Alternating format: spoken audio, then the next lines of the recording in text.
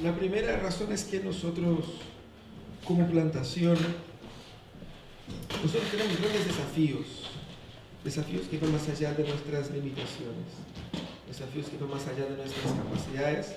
Tenemos grandes desafíos y tenemos que enfrentarlos y saber cómo enfrentarlos.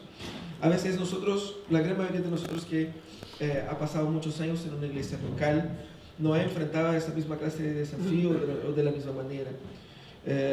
Y por lo tanto, no siempre tenemos la musculatura lista para el tipo de carrera que estamos tratando de emprender. Y yo creo que la serie de la que vamos a hablar en ese periodo va en ese sentido de prepararnos, también preparar nuestros corazones para lo que el Señor está haciendo en medio nuestro en ese tiempo. También esa serie tiene el objetivo de hablar a la gente a la que queremos llegar, de que es posible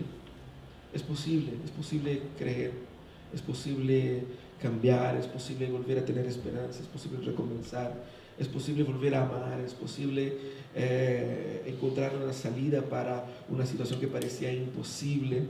Y es de eso de lo que vamos a hablar. Son 10 semanas en las que vamos a estar meditando en estos temas, y son todos temas, textos específicos del Antiguo Testamento que vamos a meditar aquí los días domingo, y el jueves lo vamos a repasar, a revisitar, a hacer preguntas y profundizar nuestro conocimiento sobre ellos. El tema de hoy es posible creer, y lo que queremos decir es que nadie está demasiado lejos que el Señor no pueda alcanzar. Nadie está demasiado distante de Dios que Dios no pueda tocar y cambiar.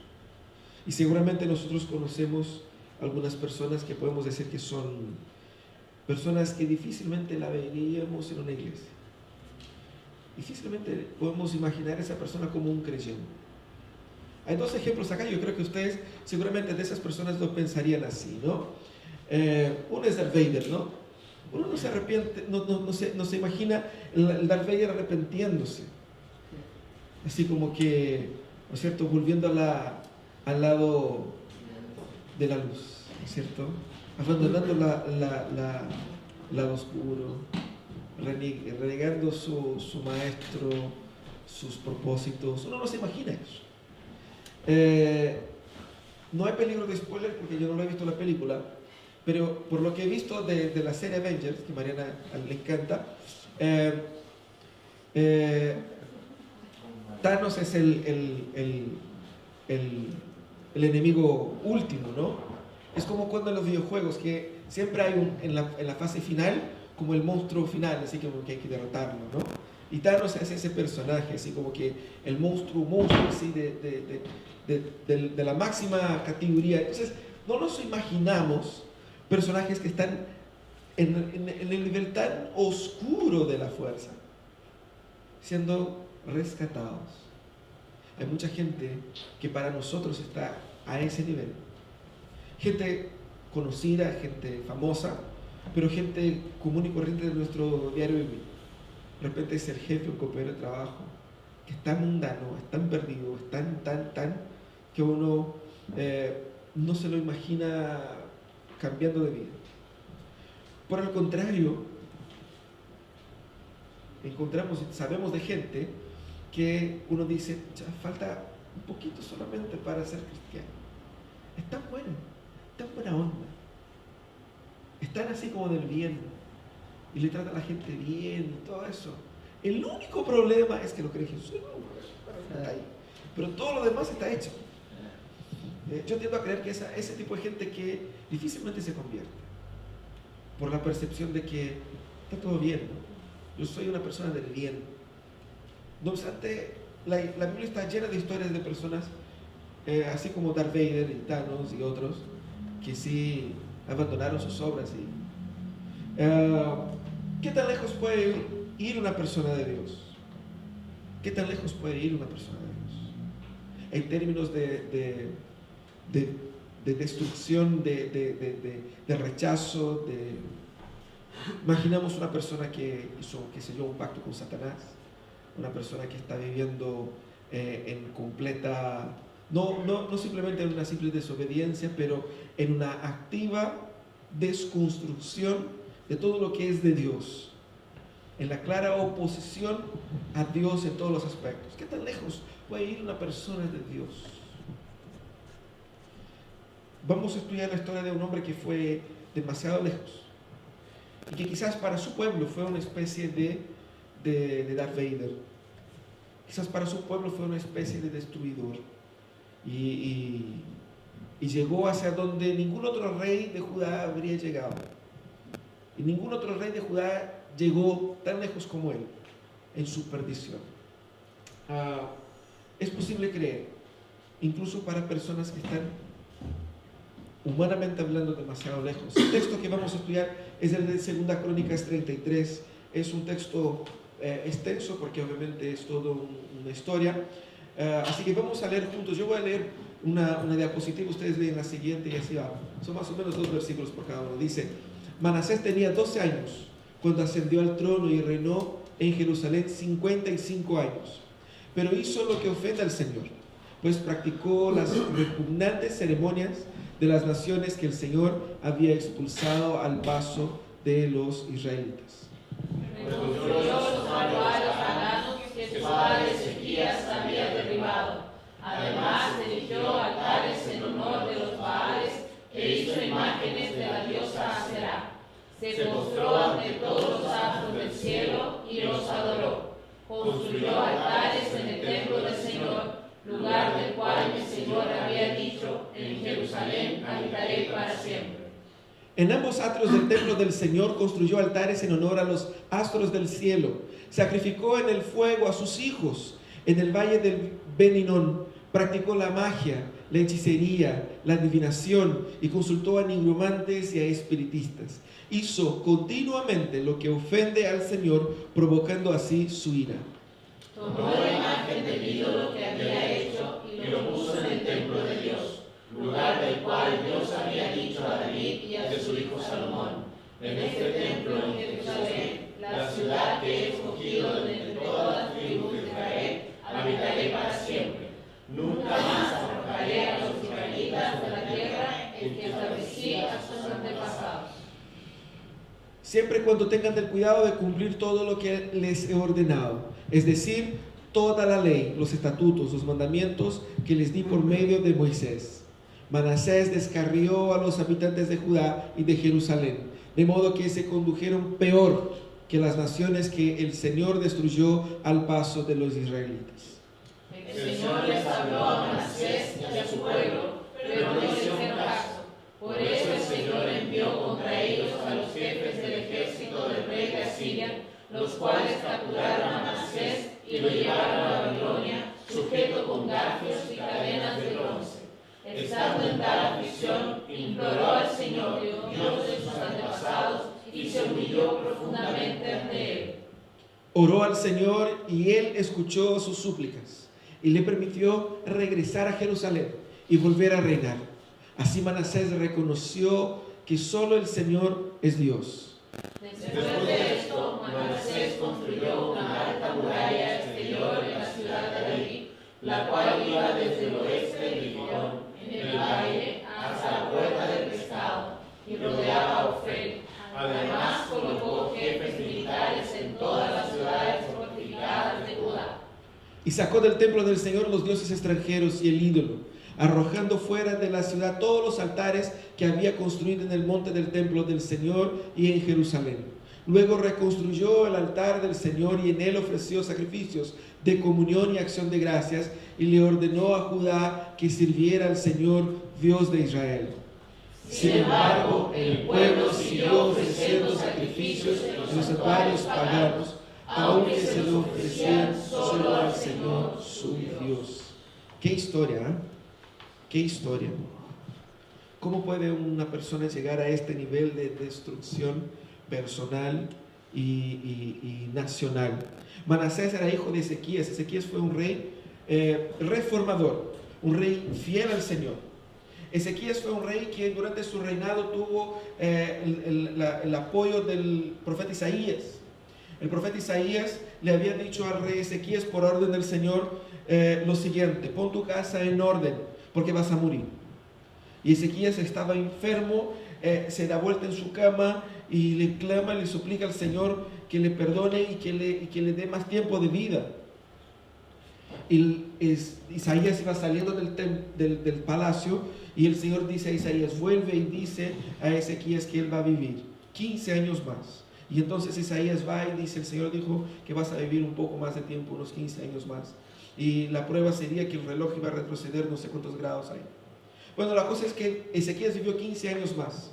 Y en ese periodo nació Manasés. Manasés tenía 12 años cuando empezó a reinar.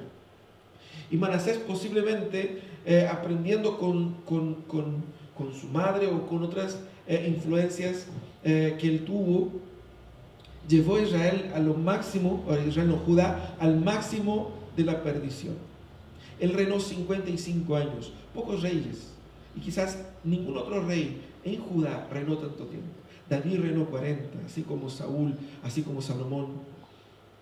Pocos reyes tuvieron tanta longevidad en el templo, en el palacio. La cosa es que la Biblia describe, tanto aquí como en Segunda Reyes, cómo fue el terrible reinado de Manasés. Manasés tenía una rebelión contra el Señor que era una rebelión activa. Es decir, él no simplemente, es que no le gustaban las cosas de Dios. A él le encantaba todo lo que era contrario a Dios, todo lo que era pagano, todo lo que era idólatra. Él no solamente era pasivo en su rechazo al Señor, era activo en sustituir la fe del pueblo por una fe pagana. También la rebelión de Manasés era didáctica, porque él no solamente la tenía para sí. Como rey, la figura del rey era una figura muy importante, no como ahora solamente como un líder nacional de importancia política. No, el rey tenía una posición espiritual ante el pueblo. Era el líder espiritual del pueblo. Obviamente que teníamos a sacerdotes y profetas. Sacerdotes eran aquellos instrumentadores de la religión, los profetas eran la boca de Dios, pero el rey era el presidente del consistorio, literalmente. Entonces, él como líder de la nación era el que lideraba la espiritualidad del pueblo. Y él llevó al pueblo, no solamente por una consecuencia de su pasión, pero activamente instruyó al pueblo a rebelarse contra el Señor. Y construyó dentro del templo altares a los dioses paganos. Dentro del templo para ofender. Eso es, para ofender, para atacar, para demostrar rechazo contra el Señor. Él fue didáctico en ese sentido, en llevar al pueblo. Él fue objetivamente intencional en llevar al pueblo a la destrucción. También él fue extremo en su rebelión, porque dice que incluso a sus hijos él sacrificó en el fuego para un Dios pagano. ¿A qué nivel de locura debe estar un ser humano dispuesto a sacrificar a sus hijos en el fuego hacia una divinidad? ¿Qué tan insano debe estar una persona que viene de la cosmovisión judía, en el cual la vida humana era algo preciosísimo, en el cual se les enseñaba que los hijos eran el tesoro de uno? Hemos escuchado en la historia bíblica cuántas historias de promesas de que iban a tener hijos y que los hijos iban a multiplicarse, que los hijos eran una manifestación de la bendición y de la prosperidad de Dios. La historia de Ana, la historia de Abraham, la historia y tantas otras. Desde esa cosmovisión, sacrificar a sus hijos en un altar pagano sería una perdición bastante extremada. Esa era la situación de Manasés. Y lo interesante es que esa destrucción fue una destrucción obviamente espiritual, porque él llevó al pueblo a rebelarse todo contra el Señor. Fue una destrucción a nivel familiar, porque una persona que consagra a sus hijos en el fuego para un Dios pagano obviamente destruyó a su familia, no porque perdió parte de la familia, sino que imagínense la relación de este hombre con sus esposas o con los demás hijos, ¿se entiende? Pero él experimentó también una destrucción nacional. Y eso es lo que vemos cuando tan fácilmente el rey de Asiria viene y los domina. A ese nivel llegó Manasés. Quizás la expectativa sería, bueno, está bien que muera y que venga otro y chao, y borrón y cuenta nueva. Porque para este uno ya no tiene solución. Para ese nivel de locura ya no tiene salida. Pero es posible creer. Es posible creer. Es posible creer, no creer en el sentido de que creer en que yo pueda creer en Dios. Es posible que Él pueda volver a creer en Dios. Es posible que personas que estén a ese nivel de perdición puedan volver al Señor. A este nivel de locura, que podemos decir así, pueden ellos llegar a arrepentirse de verdad y ser transformados. Y es posible creer, de acuerdo a lo que vemos en esa historia, por tres razones. La primera es porque la gracia siempre es más abundante que el pecado. Vemos aquí que todo lo que Él hizo fue destructivo al máximo. Y el texto está construido de tal manera a mostrar el impacto y el poder de esa destrucción. Fue así de mal. Pero es interesante que vemos la gracia de Dios en la vida de Manasés. Primero por la manera en la cual él nació. Él nació hijo de un hombre que clamó al Señor por misericordia. Y el Señor le dio años de vida y le dio un hijo. El Señor fue misericordioso con su padre. Pero más que eso, la primera indicativa que vemos de la misericordia y gracia de Dios en la vida de Manasés es la longevidad. Dios seguía siendo el Señor de su pueblo. Dios seguía siendo el pastor de sus ovejas. Y si tenemos un rey tan desordenado como es, ¿por qué el Señor lo dejó ahí 55 años? Tantos otros reyes en Israel y en Judá habían hecho cosas, un décimo de lo que hizo Manasés, y su reinado pronto desapareció. ¿Qué se sabe de Roboam? ¿Qué se sabe de tantos otros que fueron reyes malos? Poco se sabe. Pocos años estuvieron ahí. 55 años. Esa longevidad muestra que el Señor seguía derramando sobre este hombre terriblemente perdido gracia. Y es interesante porque vamos a ver que esa gracia le alcanza en determinado momento. Pero también hay dos eventos en el texto donde dice que él fue en el templo, y en el templo donde Dios había dicho, habitaré con ellos para siempre, él había sacado las cosas de ahí y puesto los altares para los ídolos.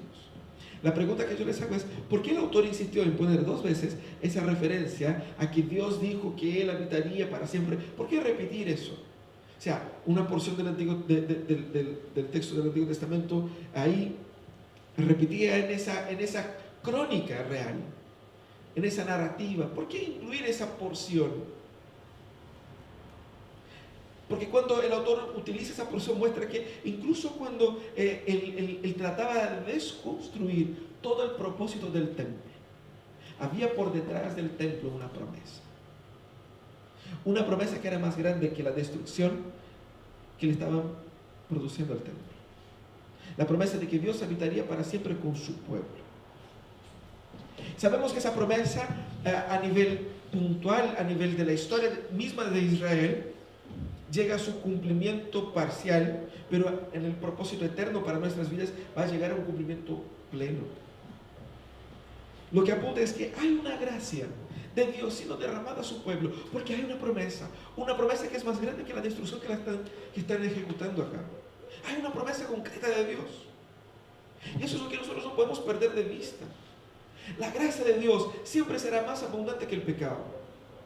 Podemos ver a personas que están siendo llevadas por una vida de profunda destrucción, y la misma pregunta que podemos hacer a Manasés: ¿por qué el Señor sigue teniendo paciencia con esa gente, soportando a esa gente? ¿Por qué el Señor deja que se utilicen de sus bienes, del sol, de la vida, del aliento, de la creatividad, para hacer cosas destructivas contra sí mismos y contra otros? Porque la gracia de Dios siempre es más abundante que el pecado. Eso mismo nos dice Pablo. Por lo tanto, esa es la primera razón por la cual no podemos desistir de nadie. no podemos desistir de nadie.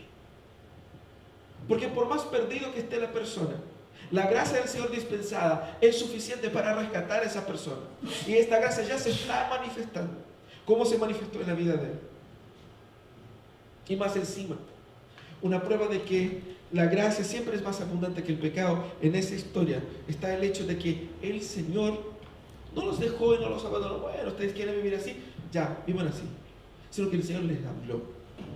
La idea es que el Señor levantó profetas durante mucho tiempo para hablarles al rey y al pueblo. Dice la tradición que Manasés, bueno, dice el relato de Reyes, dice que nunca en la historia de Jerusalén, en la historia de Judá, se derramó tanta sangre inocente. Tanta sangre inocente. Manasés era un rey cruel. Manasés era un rey déspota. Manasés era un rey que maltrataba a su pueblo. Y posiblemente muchos profetas fueron muertos en manos de Manasés. Dice la tradición que cuando Hebreos hace referencia de que muchos de los héroes de la fe fueron cerrados al medio, algunos cerrados al medio, este pudiera haber sido el caso de Isaías. Dice la tradición que Isaías fue cerrado al medio por Manasés. Isaías ya era un hombre, un profeta ya bastante mayor, pero un hombre muy importante, muy influyente políticamente. Imagínense, al punto de matar y cerrar al medio profetas. El Señor le habló y ese hombre rechazó todas las investidas del Señor hasta que el Señor le hizo su última movida. En la última movida del Señor lo llevó al cautiverio. Eso también era una manifestación de la misericordia del Señor. Sea para tocar a corazón de Manasés, sea también para con su pueblo. No podemos desistir, porque la gracia siempre es más abundante que el pecado. No podemos desistir de orar, no podemos desistir de insistir, no podemos desistir de esperar. Pero también podemos creer porque el sufrimiento puede ser una demostración de amor de Dios. Esto fue lo que pasó con él. Fíjense que él escuchó de Dios a través de los profetas. Dios le habló, pero Dios también ahora está hablando a través de sus enemigos. Él no quiso, como decimos, no vino por bien, viene por mal. O como se dice mucho en Brasil, el que no viene por amor, viene por dolor. Esa fue la historia de Manasés. El Señor levantó entonces un ejército enemigo, el ejército del rey de Siria, que vino y por la descripción fácilmente los dominó. Pero lo que es importante en ese relato es de qué manera los dominó. Hay dos indicativos de la extrema humillación y desgracia en la cual cayó Manasés. La primera es que él fue llevado con garfios. ¿Saben ustedes qué son garfios? Son aros que los ponen en la nariz para arrastrarlo, así como lo arrastran ciertos animales. Y más encima, él tenía cadenas de bronce. Hay referencia bíblica de que siempre que la Biblia quiere mostrar el poder de Dios, dice que él rompe las cadenas de bronce por la inquebrantabilidad, por la dureza de este material. Mostrando, lo que quiere mostrar el autor aquí es que la situación en la que estaba Manasés, de rey, él fue llevado al cautiverio, no como fue llevado como un mínimo de civilidad. Él fue llevado al cautiverio como un animal. Como un animal. Fue humillado ante todo su pueblo, ante todas las naciones. Como un animal fue trasladado. Los garfios servían para mostrar esto, este nivel de deshumanización que el rey le estaba imponiendo. Pero las cadenas de bronce eran una señal de que de aquí nunca más vas a salir. Todas las posibilidades humanas de libertad te están cerradas, porque esas cadenas son de bronce, son inquebrantables. Esa era un poco la idea. Y esa angustia de haber sido capturado, dominado, de haber tenido la ciudad alcanzada, esa angustia lo llevó a una situación de profundo dolor. Y lo que tenemos que preguntar es, un hombre que sirvió con tanto ardor a tantos dioses, ¿por qué no clama a estos dioses en ese momento de sufrimiento? ¿Dónde están sus dioses? ¿Dónde están estos dioses a los cuales sacrificaste a sus hijos? Clámale a ellos. Suplícale misericordia. Lo que esa experiencia mostró a Manasés es que toda la fe que él depositó en todos estos dioses fue una fe inútil. Fue una fe sumamente inútil. Todo ese ejercicio de desconstruir al Dios de Israel como rey y poner a otros dioses y otros altares, todo esto fue inútil. En el dolor él se dio cuenta de la realidad y recapacitó y clama a Dios. Cuando él entiende que no hay otro Dios, que no hay otro Dios y que todos los dioses a los cuales él adoró se hicieron nada, se hicieron humo, desaparecieron, fueron humillados juntamente con él, ahí entonces él se vuelve al Señor. Y ahí es donde nosotros entramos y preguntamos, ¿qué pasa? ¿Cómo puede? ¿Cómo puede? ¿Con qué cara?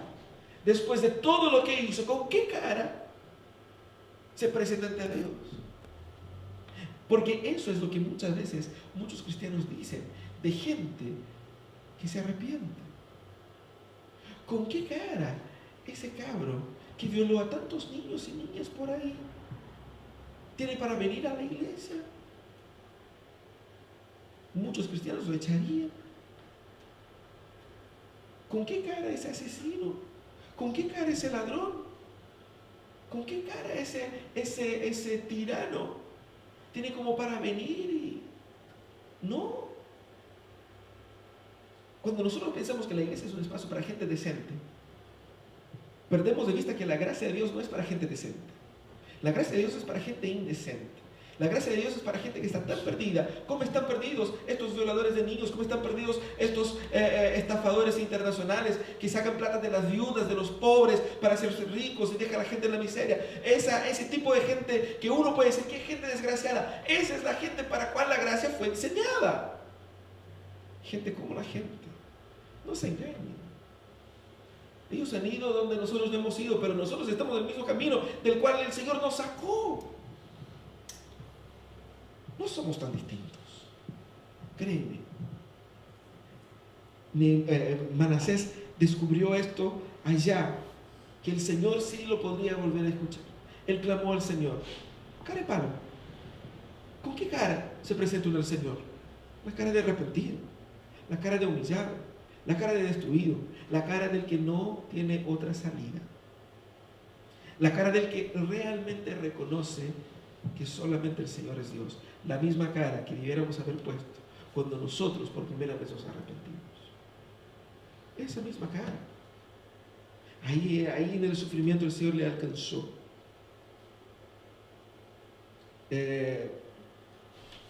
No sé si es ese Lewis o ese John Stott que dijo, porque las frases ahí se van mezclando, ¿no?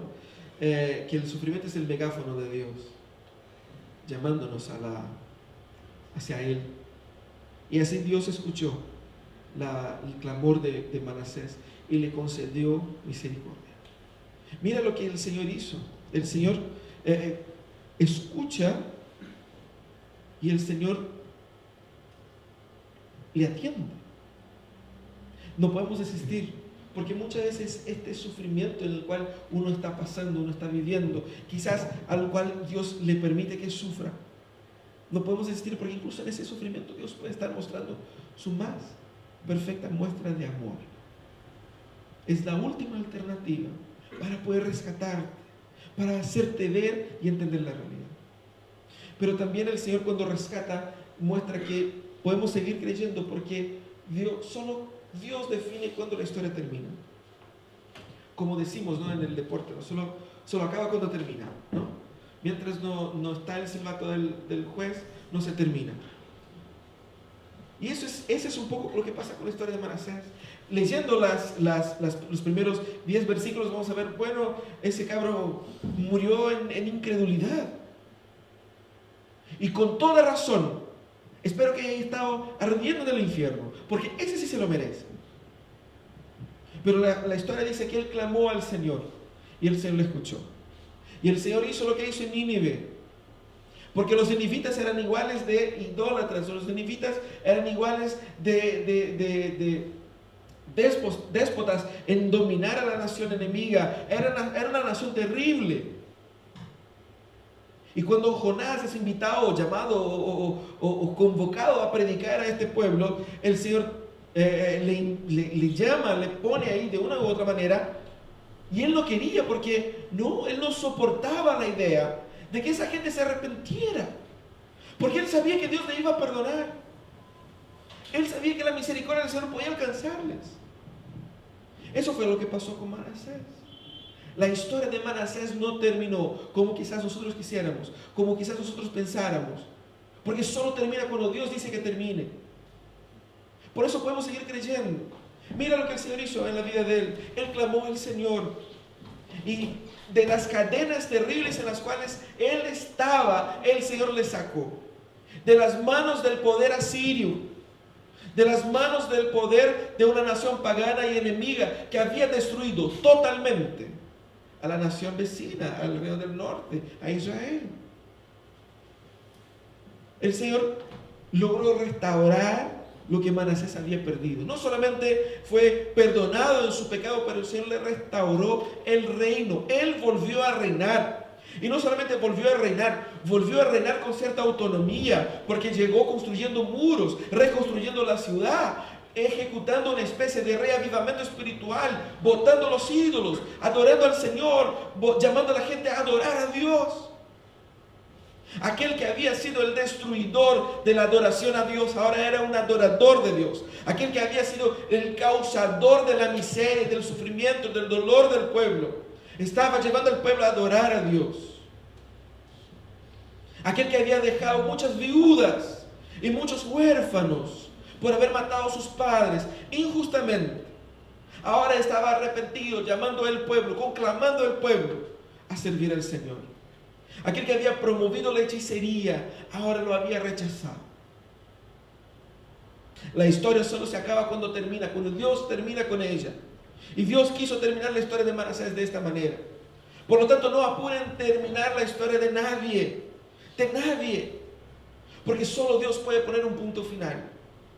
Y yo no sé qué historia Dios tiene para esta persona mañana.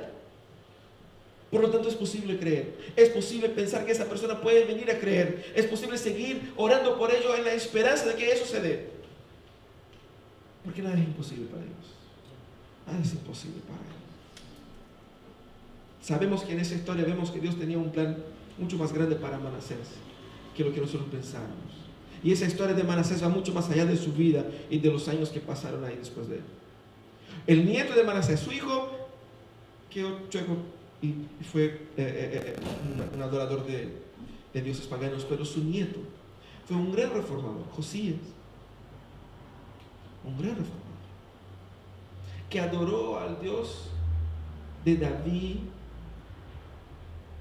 y que volvió a reconstruir en la ciudad la adoración a Dios con mucha dedicación.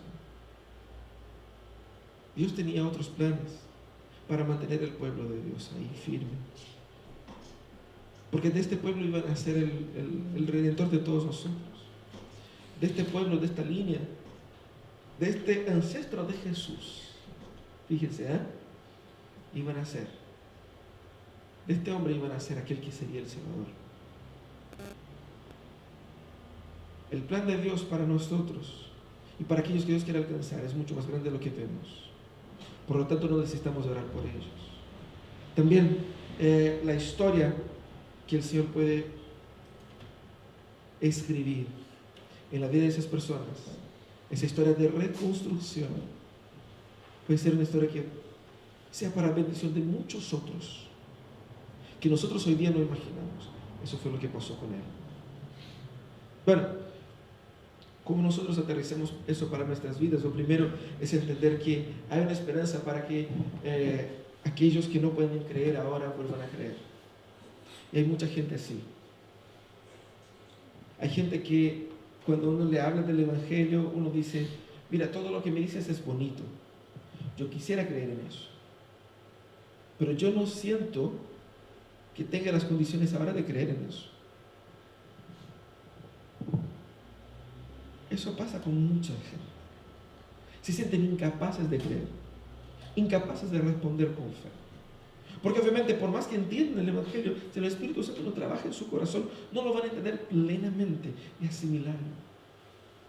Por lo tanto, necesitamos entender que sí, ellos quizás no pueden creer ahora, pero no significa que nunca más van a creer. Nosotros somos acostumbrados con una estrategia de evangelización que muchas veces encuentra la gente en la calle y le habla de Jesús y si la persona se convirtió ahora, ya no más. Y uno parte para el otro, ¿cierto? No sé, yo ya le hablé. O sea, me hablaste una vez. No significa que con una sola investida las cosas estén. No podemos desistir de la gente. Porque aquellos que no pueden creer ahora pueden creer mañana. Yo no sé cuál es el tiempo de Dios para ellos. Porque los planes y los tiempos que Dios tiene para estas personas no son los nuestros. Los planes y los tiempos que Dios tiene para ellos quizás no es tan apurado como queremos nosotros. Confíe en los planes y los tiempos de Dios. Aunque no se pueda ver, sigue orando por ellos. Porque el Señor puede traer a esa persona, sea como sea, por el amor o por el dolor, pero por sobre todo, nunca desiste de orar por la conversión de la persona. Sea un pariente, sea un amigo, sea un conocido, nunca deje de compartir el Evangelio con esa persona. Ah, pero no me escucha, pero no hay problema. Aprovecha las oportunidades, porque es posible creer. Es posible creer. Para Dios, nada es imposible.